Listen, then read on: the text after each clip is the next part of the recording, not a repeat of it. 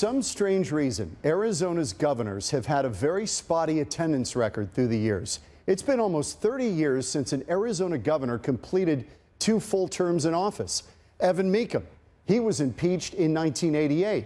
Janet Napolitano, she left during her 2nd term to head up Homeland Security in the Obama administration. And then there's Fife Symington.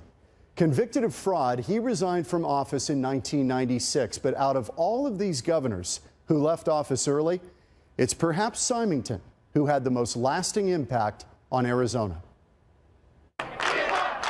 25 years ago, few were riding as high as Fife Symington.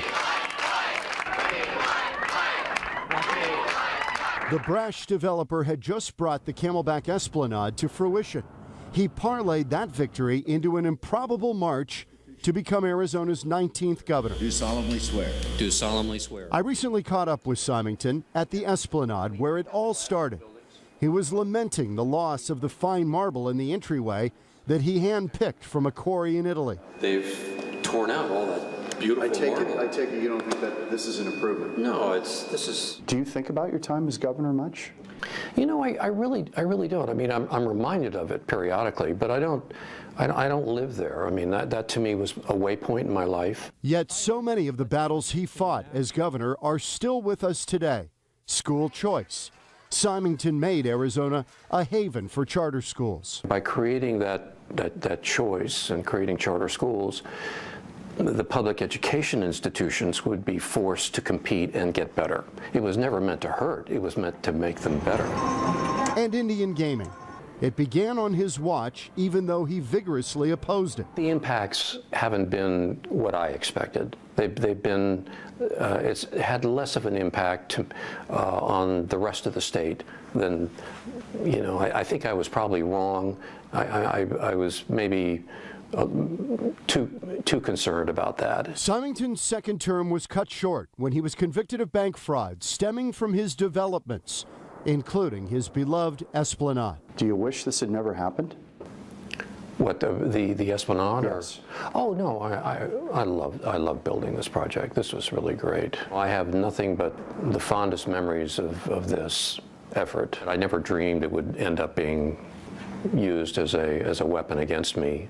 I was pretty naive, actually, looking back. The day after Symington was convicted, he resigned as governor. I have never been one to linger, and I don't intend to start now. I just felt that the office is more important than the person holding the office, and that it would not be good for the state to have a sitting governor you know, under these convictions and under appeal. It just wouldn't make any sense. It would not be good for the state. Symington was sentenced to 2.5 years in prison. It was a deeply humanizing experience. I mean, it really did change me. It made me a lot less judgmental. It made me even more concerned about the power of the federal government and the damage that they can do to anyone if they put the flashlight on you, the bright light on you. While his appeals wound through the courts, he found solace behind a stove. I went to culinary school to kind of take my mind off of that. He became a chef and opened the Scottsdale Culinary Institute. I used to teach the custard and creme brulee class. But prison was always looming. I had a yellow duffel bag in my bedroom, which was packed because I might have to report to Nellis on a 24-hour notice if I lost my appeal. He never did go to prison. His conviction was overturned. The government considered retrying him, but President Bill Clinton ended that when he pardoned Symington.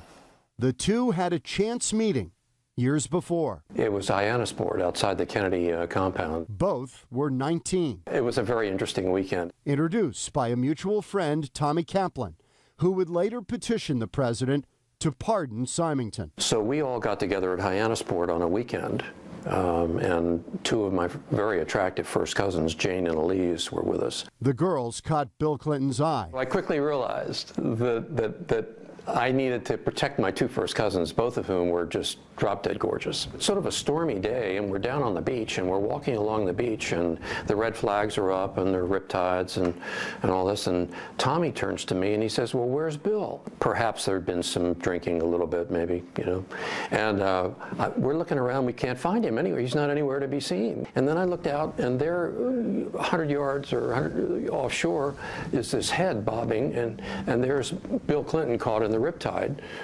headed to Portugal. Symington climbed into a rowboat and headed out. I got upstream of him, and he crashed into the side of the boat, and I'll never forget because I reached down and grabbed him by his hair, which there was a lot, and he's a big guy, and I lifted him up, so I said, you need a ride, and I flipped him into the boat, and he was coughing, and it lacerated his chest because he'd been raked over some shoals, and brought him to shore, and that was it. In that one afternoon, Symington had saved the life of the future president and perhaps saved himself. Which he says saved his life, because he was in trouble, there's no doubt about that. Fife Symington turns 70 years old next year, and with all the highs and lows he's experienced, he seems genuinely content with his life. I'm proud that I was governor of Arizona. I love my state.